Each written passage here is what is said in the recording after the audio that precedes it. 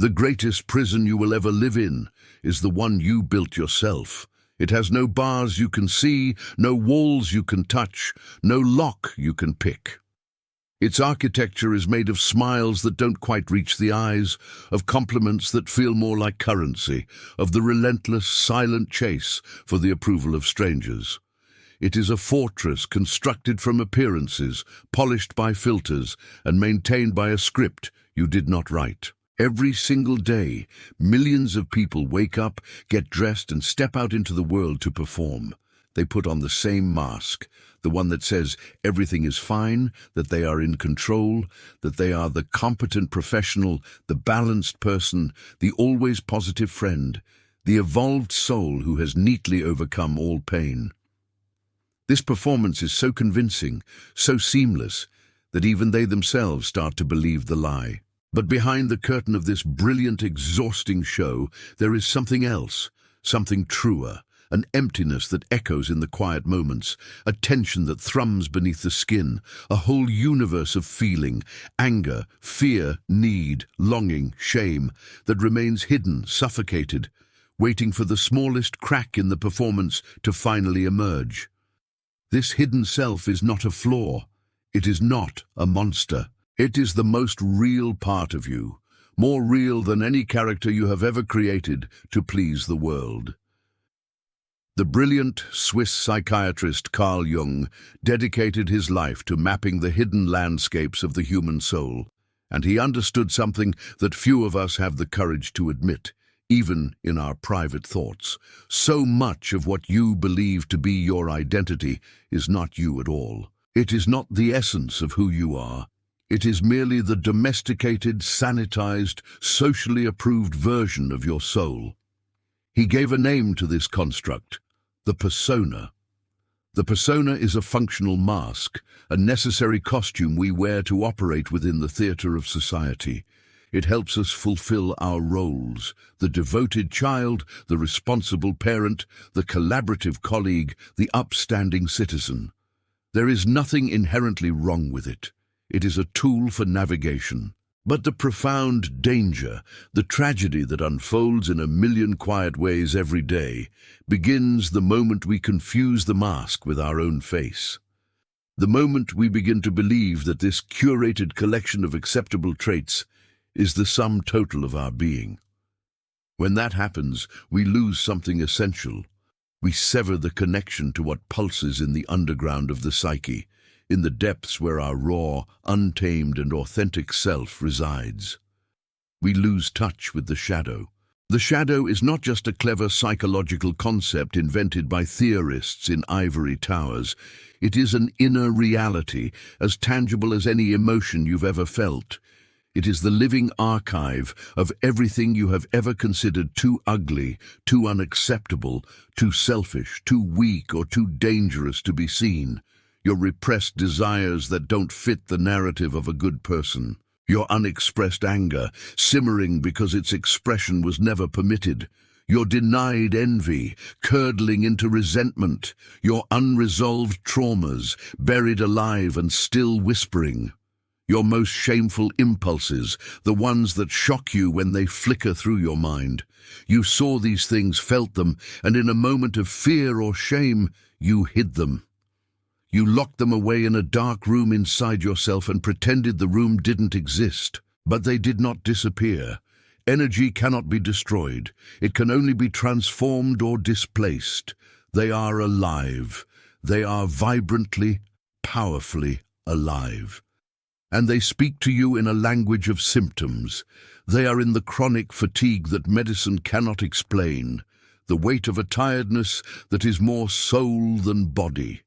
They are in the free-floating anxiety that attaches itself to deadlines and social events and simple conversations, a constant hum of dread.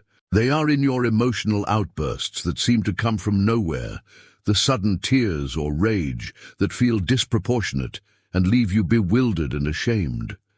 They are in the toxic relationships you can't seem to leave, replaying the same painful dynamics because they feel familiar, they feel like home. They are in the deep, gnawing fear of being discovered, of being found out as the fraud you secretly believe yourself to be. Oscar Wilde, in his devastatingly brilliant novel, The Picture of Dorian Gray, captured this internal dynamic with brutal, timeless precision. His protagonist, Dorian, a young man of breathtaking beauty, becomes obsessed with his own impeccable appearance and the pleasure it brings him. He makes a Faustian bargain, wishing that a portrait of him would bear the burdens of age and sin, allowing him to remain forever young and untainted. His wish is granted. Dorian plunges into a life of hedonism, cruelty, and decay, but his face remains untouched, a perfect mask of innocence and youth. Meanwhile, hidden away in his attic, the portrait becomes a horrifying document of his true inner state. With every lie he tells, with every act of callousness he commits, with every piece of his soul he abandons, it is the portrait, not him, that grotesquely transforms, bearing the marks of his corruption. Dorian can still walk in the sun, admired and desired, while his true self decomposes in secret. Like Dorian, so many of us pour all our energy into protecting our public image, our personal brand, the carefully crafted story we present to the world. We do this even when the cost is the slow, silent erosion of our private soul. We think we are getting away with it. We think the attic is locked and the key is thrown away. But the soul keeps score. Jung issued a grave warning. What you do not bring to your consciousness will appear in your life as fate. What is not integrated, acknowledged, and made peace with will eventually devour you from within. It will leak out sideways, governing your life from the shadows. He offered a radical alternative to this slow self-destruction. He said that enlightenment does not come from imagining figures of light, from striving for a perfection that denies half of human experience. True awakening comes from making the darkness conscious.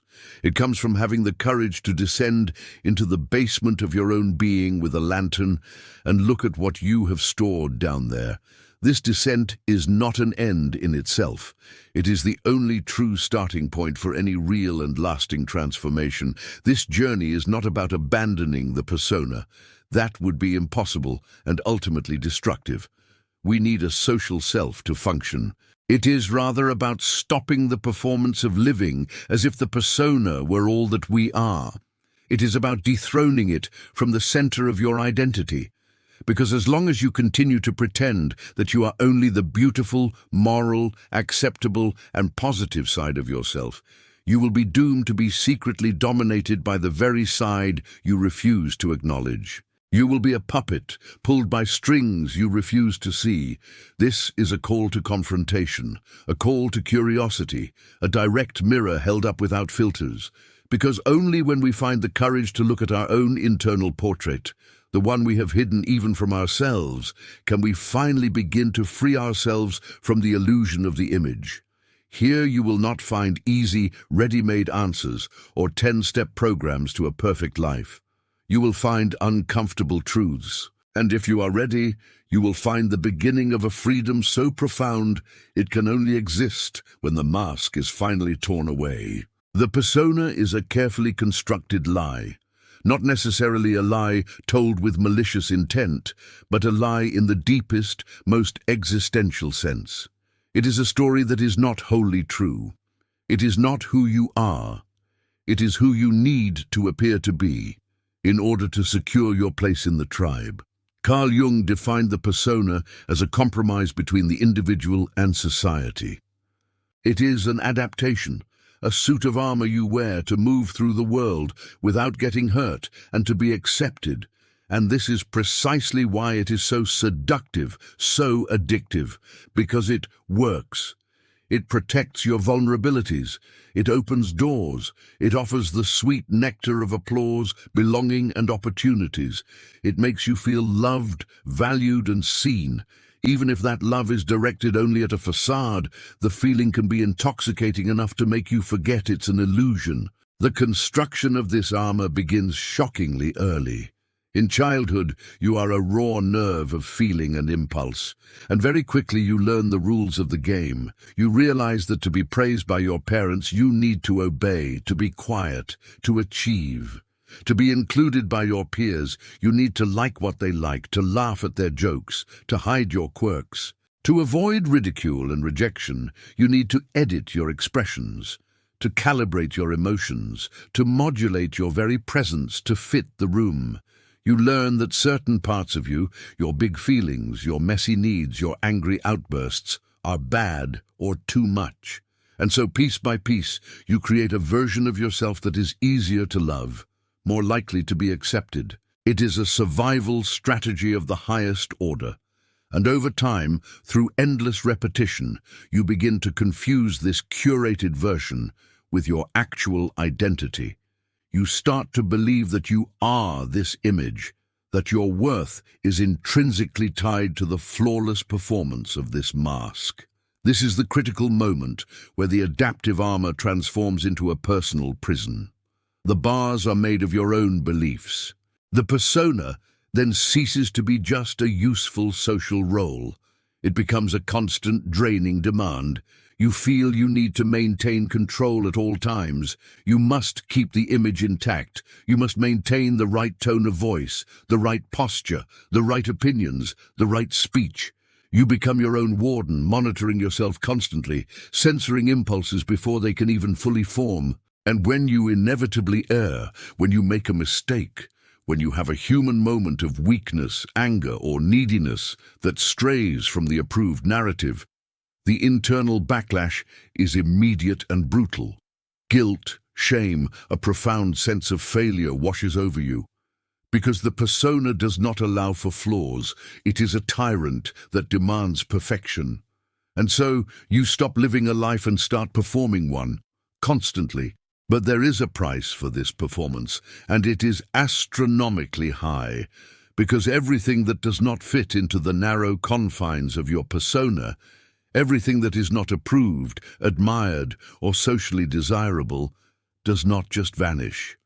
You cannot wish a part of yourself out of existence. It gets pushed down, repressed, denied. It gets shoved into the darkness of your own psyche, into the locked room. It ends up down there in the shadow, and the more you repress, the more you cut yourself off from your own vitality, and the more you suffer, because no one, no matter how convincing the performance, can live eternally as a mask. The soul rebels. It speaks in symptoms. It cries out in dreams. It sabotages your best-laid plans. Look at the tragedy of Dorian Gray. He is the personification of the persona taken to its most extreme and logical conclusion. Beautiful, charming, untouchable, he becomes a social icon, the envy of all. But secretly, in the locked attic of his soul, the hidden portrait begins to deform. Every denied impulse, every selfish act, every cruelty, every moment of cowardice he refuses to acknowledge in himself, all of it is absorbed by that hidden image.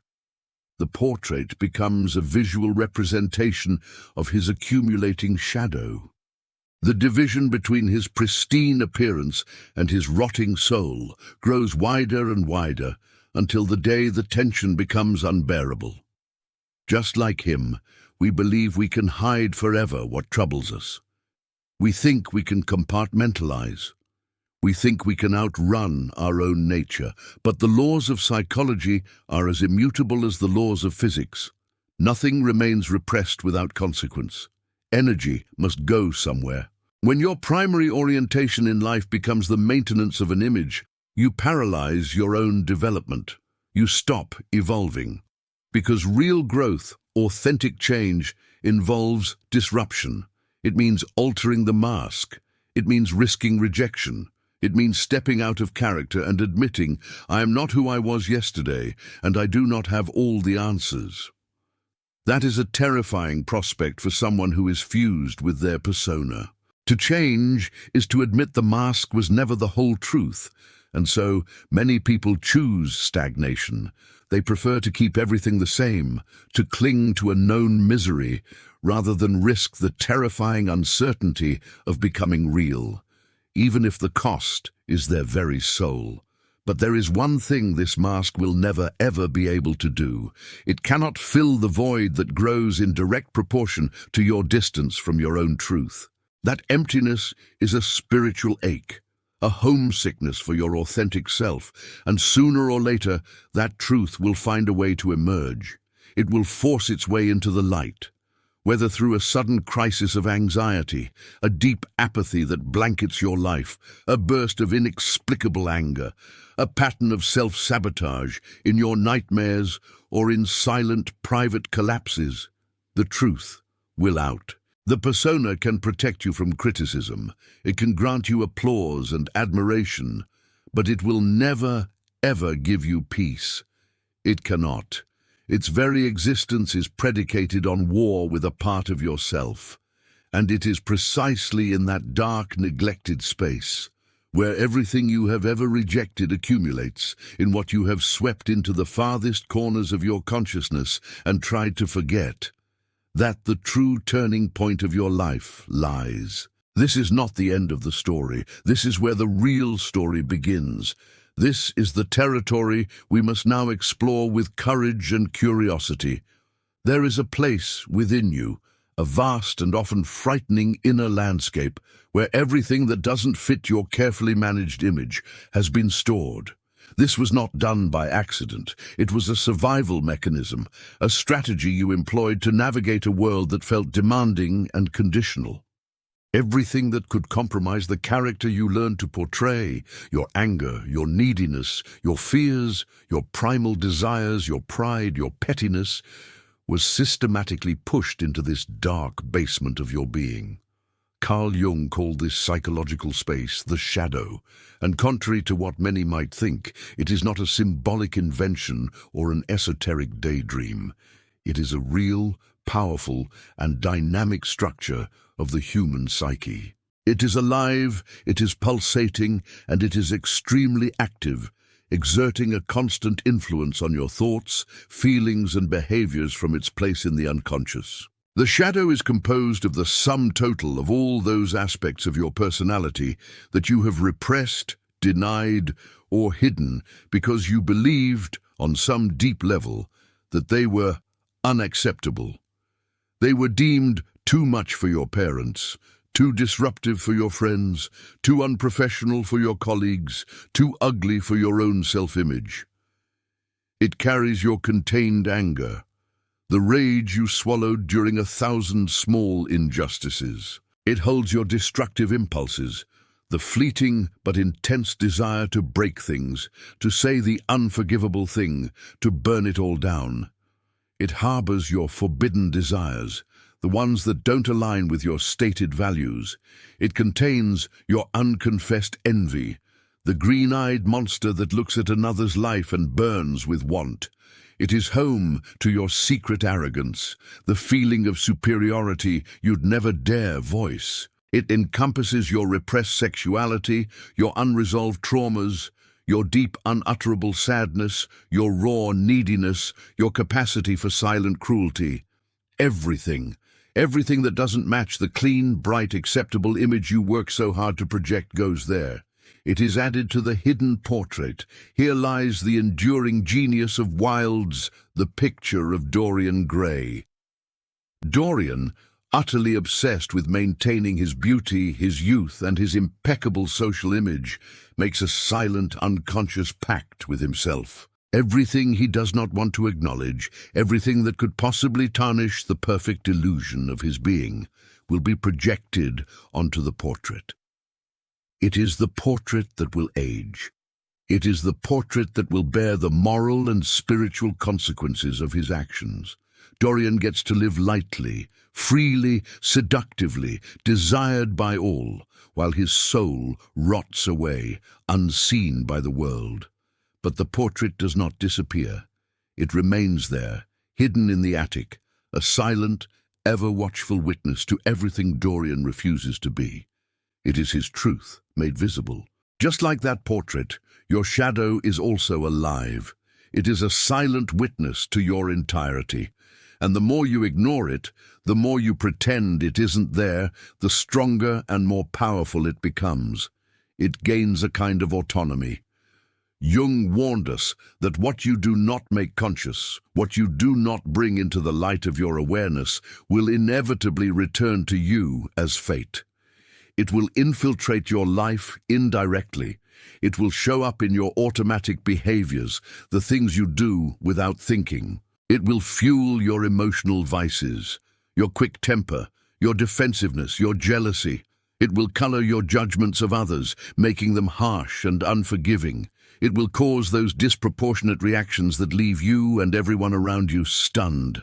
When you explode over a minor inconvenience, when you sabotage a relationship that was going well, when you procrastinate on a project that is deeply important to you, when you feel a sudden intense disdain for someone for no logical reason, this is often the shadow trying to emerge. It is knocking at the door, demanding to be let in, and it does not just act through negative, disruptive means. It also seduces. There is a strange, powerful fascination with the very things we try to bury. This is why you can feel a perverse pleasure in your own self-sabotage. This is why you might find yourself drawn to the very things you publicly condemn. This is why you repeat patterns that you know are destructive. That is the magnetic pull of the disowned self. It feels like a part of you because it is a part of you and it wants to come home. And then, afterwards, you feel guilt and shame, not understanding why you acted against your own best interests. But there is an even more dangerous consequence of a long-denied shadow. When it is repressed for too long, when it is refused any form of conscious expression, it begins to project outward. You begin to see in other people the very qualities you most vehemently refuse to accept in yourself. What you hate, judge, and despise in others, their aggression, their arrogance, their falseness, their neediness, are very often aspects of your own shadow that have been exiled and are now being seen outside of you. You enter into a constant, low-grade war with the world, criticizing and trying to change others without realizing that you are actually at war with a disowned part of yourself. You are trying to destroy your own reflection. The tragedy of Dorian Gray is the same tragedy that haunts millions of people today. The portrait is rotting, the shadow is growing, and you pretend it is not there. You keep smiling, you dress well, you post motivational quotes on social media, you tell everyone you're fine, you perform wellness and success. But inside, something is crumbling. A part of you knows, a part of you sees the truth. The shadow observes. It feels everything. And if you do not confront it, if you do not turn and face it with courage, it will eventually destroy you from within. It will erupt, or it will slowly consume you with quiet despair.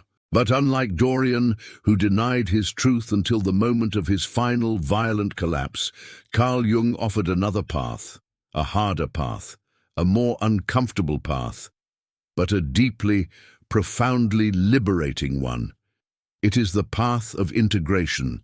This is the path out of the prison. The greatest tragedy of the human psyche is not that we suffer. Suffering is a part of the human condition. The great tragedy is division. The internal rupture, the civil war we wage inside ourselves between who we truly are and who we pretend to be. Between the face we show the world and the face we hide from it. Between the voice that speaks pleasantries and the voice that screams in silence within. Carl Jung understood this inner abyss better than most, and he saw it as one of the primary root causes of psychological illness, anxiety, and depression. He saw with brilliant clarity that the more you repress the shadow, the more you deny the uncomfortable parts of yourself, the more inevitable and wide this split in the soul becomes. You become two people, and the strain of maintaining that division is immense. Dorian Gray is the perfect haunting symbol of this division. On the outside, he remains untouched by life, almost divine in his beauty and youth. On the inside, his soul fragments into 1,000 pieces. With every lie he tells, every manipulation he executes, every act of cruelty he commits, his hidden portrait absorbs the consequence. But there is a cost to this splitting. He begins to live in a state of constant vigilance, a permanent state of defense. But he is not defending himself against others. He is defending himself against himself. His true terror is not that the world will discover his secret. His terror is that he will have to confront it. He is afraid of his own portrait. He is afraid of his own shadow. This is exactly what Jung warned us about. When you divide your own psyche, when you live in a state of constant denial of parts of yourself, you begin to walk through the world as two separate entities. The visible being who fulfills all the social functions, says the right things, and does the right jobs. And the hidden being who screams in the dungeon of the unconscious, full of rage, pain, and unmet needs. This division creates a field of constant low-grade tension. It is the reason why you can feel that you are always in conflict, always fighting with yourself, always exhausted even without having done anything physically demanding. Because the act of keeping the mask firmly on your face requires a tremendous amount of energy, and the act of containing the shadow, of keeping it locked down in its mental cage, requires even more. It is a continuous drain on your vital resources. The cruelest part of this entire process is that over time, this divided state begins to feel normal. You get used to the feeling of hiding. You adapt to the fragmentation. You convince yourself that it is natural to live on high alert, constantly censoring your emotions, controlling your words, avoiding spontaneity. You mistake the feeling of tension for the feeling of being alive. But this normalization of internal imbalance does not make it any less destructive. On the contrary, it makes it more so because it becomes the invisible background of your life, the fertile ground for a future collapse, for a profound existential emptiness, for emotional illnesses that seem to come out of nowhere, for violent eruptions of feeling that have no apparent trigger. This is why so many destructive behaviors are not premeditated. They are not the actions of a coherent self. They are symptoms of a divided soul. Jung explained that nothing that is repressed ever dies. It doesn't go away. It only changes form. It morphs. Your unexpressed anger does not vanish. It can turn into chronic sarcasm, passive aggression, or a critical, nitpicking attitude. Your denied envy does not disappear. It can become a poisonous passivity, a refusal to celebrate others, or a tendency to subtly undermine their success. Your suffocated need for love and connection does not evaporate.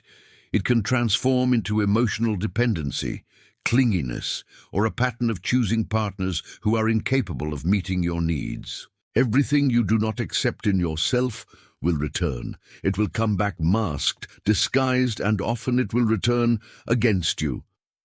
You start to sabotage your own relationships. You destroy what you have built. You ruin the very things you desire most. Why? Because the shadow wants to exist. It wants to be acknowledged. And if it is not recognized consciously, if it is not given a seat at the table, it will manifest in the only way it can, violently, disruptively, through sabotage and chaos. In Dorian's story, these dark eruptions appear at specific, devastating moments. The cruel abandonment of Sybil Vane, the disdain for his once friends, the cold, calculating manner with which he manipulates and distances anyone who dares to get too close to his true essence. These are acts he himself cannot justify. He feels moments of remorse, but he cannot stop the momentum. He cannot interrupt the pattern, because in a very real sense, it is not his conscious self acting anymore. It is the shadow taking control of the wheel, while his conscious awareness is too busy trying to maintain the pristine image. The shadow has become the driver. Have you ever caught yourself doing something that you later could not explain? Have you ever said something so cutting and cruel that it seemed to come from another person? Have you ever had attitudes or taken actions that sabotaged exactly what you wanted most in the world? These are not signs that you are a bad person. They are signs that a profound division is underway within you. They are signals that the shadow, denied a voice, is forcing its way into the driver's seat. And the more you ignore these signals, the more the shadow ceases to be just one part of you and begins to become the controlling force of your life. But this does not have to be the end of the story. This is not a life sentence. Unlike Dorian, we are not characters in a novel destined for a single tragic ending. We can choose another path. Jung called this path individuation. It is the deep, lifelong process of becoming whole again. It is the journey of integrating the fragmented pieces of the psyche, of bringing the light of consciousness to the dark corners of the self, and of reconciling the war between the persona and the shadow. It is the way out of the prison. When your entire life begins to revolve around the maintenance of an image, you cease to live. You start merely maintaining. You become a curator of a museum exhibit about yourself, constantly dusting, adjusting lighting, and guarding against anything that might disrupt the display. The image must be preserved at all costs. You feel you need to be strong all the time, smart all the time, reliable all the time, spiritually elevated all the time. Mistakes are not learning opportunities. They are threats. Stumbles are not human moments. They are failures. Contradictions are not signs of complexity. They are evidence of a flawed character. All of this becomes a danger to the image. And because of this, growing, changing, and questioning yourself become incredibly risky endeavors. All real growth involves admitting that something in you is incomplete, that something needs to be transformed, that you were wrong. But those who are trapped in an identification with the persona cannot admit to imperfection. To do so would be to shatter the very foundation of their identity, and that is where spiritual and psychological stagnation begins. Carl Jung warned repeatedly that the persona, this social mask we must wear to function, is useful and necessary, but it becomes deeply dangerous when we fully identify with it. When we believe we are the mask. Why? Because it freezes the psyche in place. It prevents the natural, necessary flow of inner transformation. You stop asking yourself the most important question, who am I truly? And you start asking a much more limiting one, how can I reinforce who others expect me to be? Your life becomes a performance for an audience, and you forget you were ever meant to be the author of your own story. This is what Jung called the inflation of the persona. You become puffed up with the importance of your own role. When this happens, everything that threatens that role, every feeling or thought that doesn't fit, becomes unbearable. It must be eliminated immediately. This is where the connection with Dorian Gray becomes most intense and most instructive. He does not age. He does not suffer the visible marks of life. His face remains the same, frozen, as if time itself could not touch him. At first glance, this seems like the ultimate blessing, the fulfillment of a human desire as old as time itself. But as the story progresses with grim inevitability, we realize it is a curse, a profound curse, because while the hidden portrait grotesquely bears the signs of decay and experience, Dorian himself remains crystallized, untouched, immaculate, and completely, utterly incapable of evolving. He is stuck, forever young and forever stagnant. Dorian is the perfect image of what millions of people become, someone who strives so desperately hard to maintain an idealized identity that they become a permanent slave to it. You know people like this. You see them every day. Perhaps you see it in the mirror, someone who needs to appear calm and collected even when they are internally about to explode. Someone who needs to seem successful and on top of the world even when they are on the brink of personal collapse. Someone who needs to look happy and fulfilled even when they are falling apart inside. The performance is everything. Maintaining this image comes at the highest cost imaginable. It costs you your authenticity. It costs you true, deep relationships, because no one can truly know you if you don't know yourself.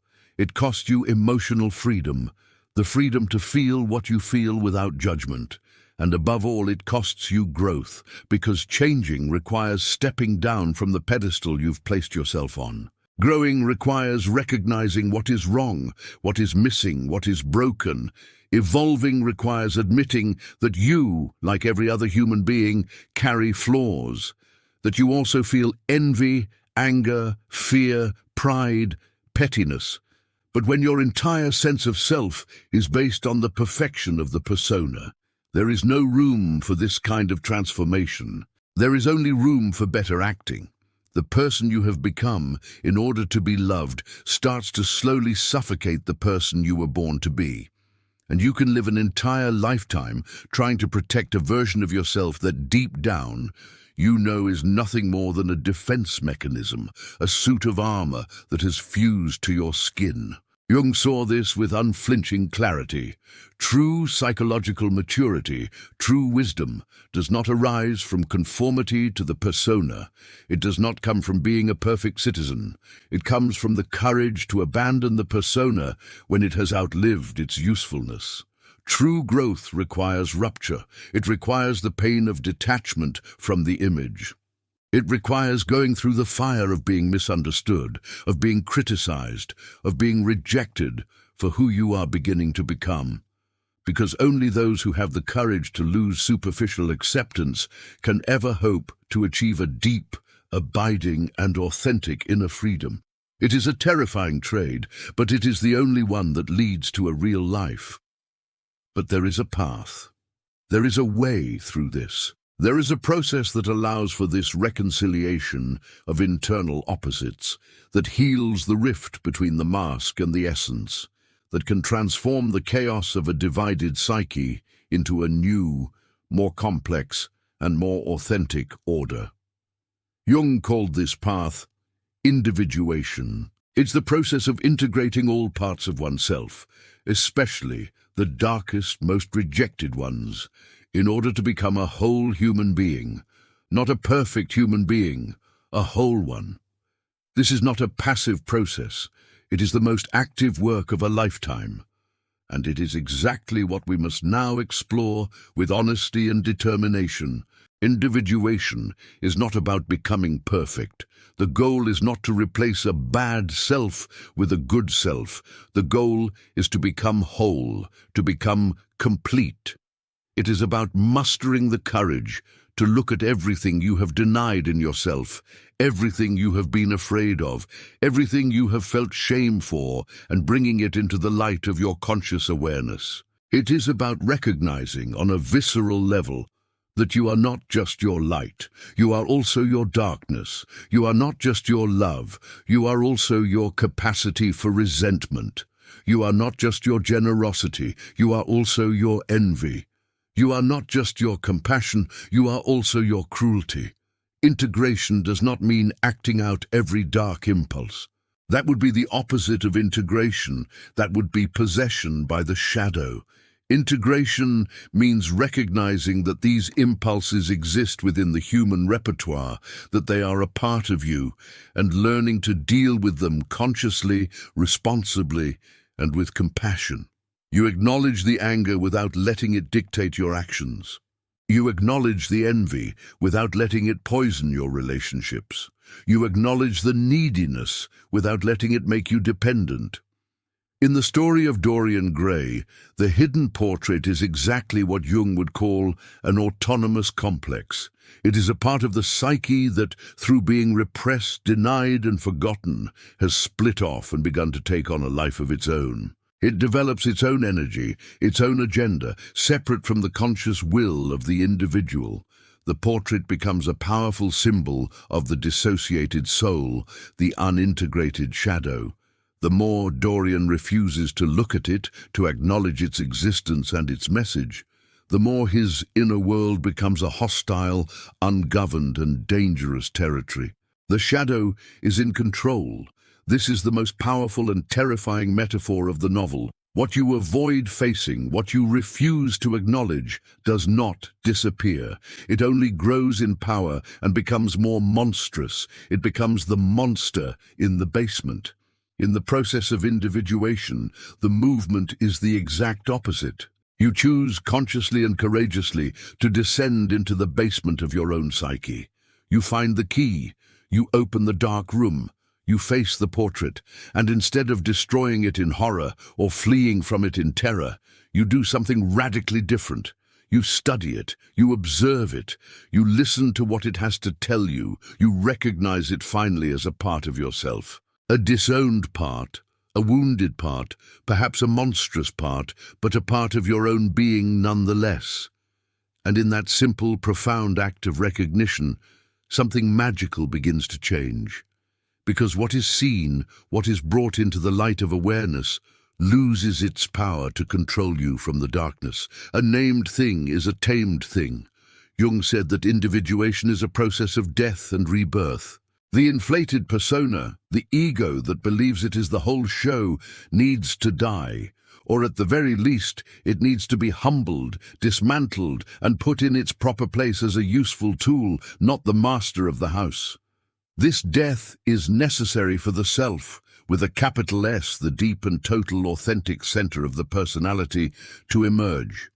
This does not happen overnight. It is a journey, often painful, often confusing, but ultimately the only journey that leads to liberation. Because for the first time, you cease to be a two-dimensional character in someone else's play, and you begin to become a complete three-dimensional, authentic human being. This process demands brutal, unflinching honesty. You must be willing to admit that you feel what you have always denied feeling, that you think thoughts you have always censored, that you desire things you have always repressed. Not so that you can lose yourself in these impulses, but so that you can finally stop living under the exhausting, soul-crushing weight of denial. The shadow, when it is accepted, when it is brought into relationship with the conscious mind, ceases to be an enemy. It undergoes a transformation. It becomes a source of strength, vitality, creativity, and profound authenticity. Your raw power, your passion, your life force is often hidden precisely in what you have been most afraid to face. Jung believed that only those who have integrated their shadow can truly become ethical beings. Why? Because a morality that is based on repression, on simply hiding the bad parts, is fragile. It is a house built on sand. The slightest stress can cause it to collapse. But the awareness, the ethics that arise from integration are profound and unshakable. The person who recognizes their own capacity for cruelty is the only one who can truly, freely, and responsibly choose not to be cruel. They are not acting out of fear or a rigid rule book. They are acting from a place of conscious choice.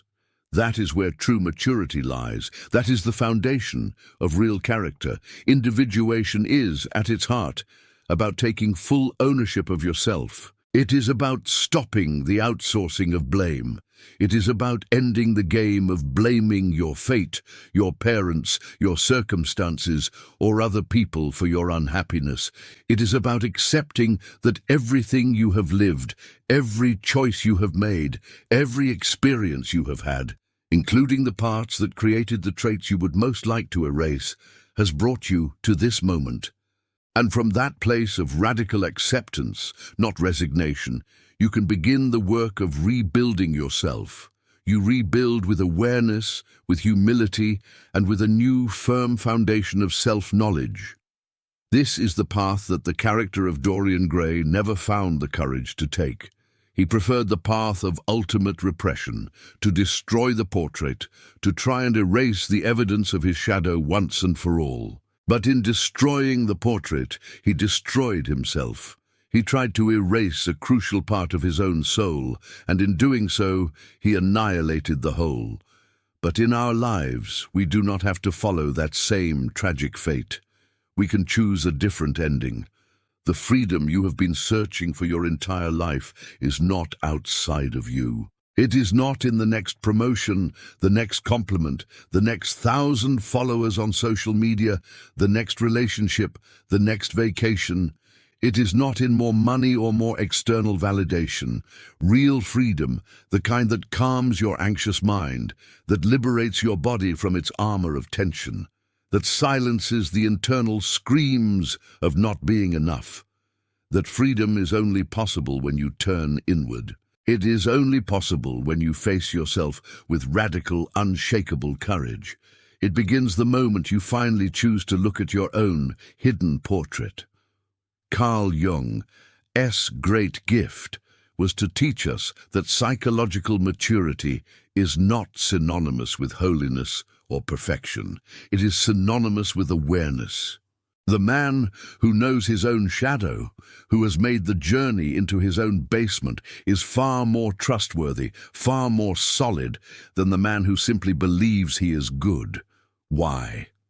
Because those who know their dark parts have learned to tame them, to integrate them, to transform their energy into creative power. Those who refuse to see them remain blind and are therefore destined to be dominated by them. They are puppets on a string they refuse to see. Oscar Wilde, through his brilliant novel, showed us that the tragedy of Dorian Gray was not his eternal youth. It was his profound cowardice in facing himself. It was his refusal to grow up, his refusal to admit he was flawed, messy, and human, his obsession with maintaining an impeccable image at all costs. He did not want to see the portrait. He did not want to confront what he had made of himself, and in the end, what destroyed Dorian was not time. It was the accumulated, unbearable weight of everything he had hidden. Now, the choice rests with you.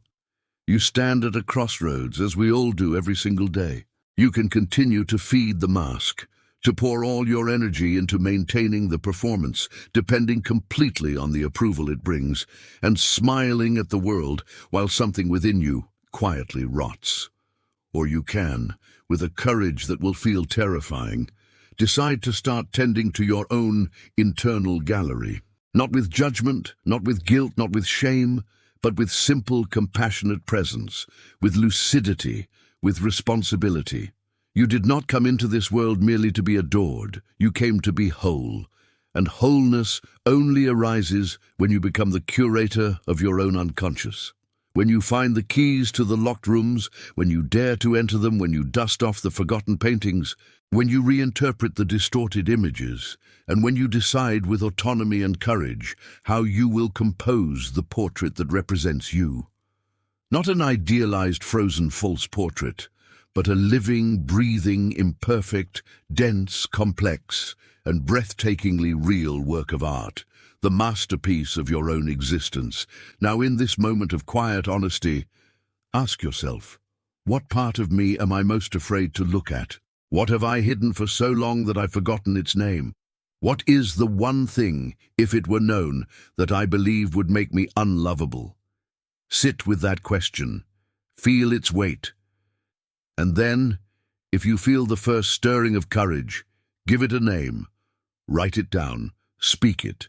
Share it in the comments below, even if it's just a single word. This act of naming, of sharing, is not a weakness. It is the first, bravest step of integration. It is how we begin to bring the portrait into the light. And if this journey resonates with you, if it touches something real within you, then like this video. Share it with one person you feel might need to hear this message, and above all, subscribe to the channel. This is not the end of the conversation. It is the beginning. The next step is crucial, and I want you to continue walking this path with us. I will see you there.